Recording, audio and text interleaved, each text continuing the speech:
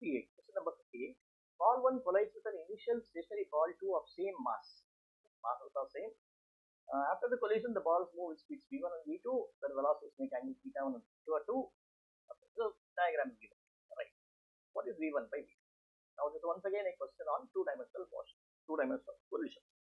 Okay, so now what we do is, if this is your v1, then mv1 will be the momentum of this, and along this direction it will be mv1 cos theta 1, and along this direction for this ball it will be mv2 cos theta 2. And if I take the perpendicular components, it should be mv1 sin theta 1, and it should be mv sin theta 2.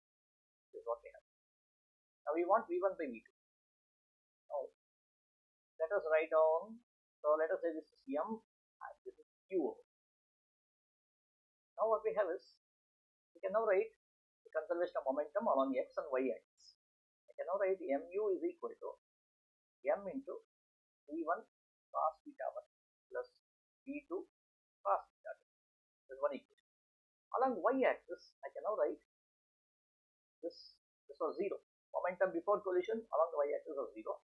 This is now equal to m into v1 sin theta 1 minus, because why it is minus, because if this is positive, this should be negative, minus v2 sin theta.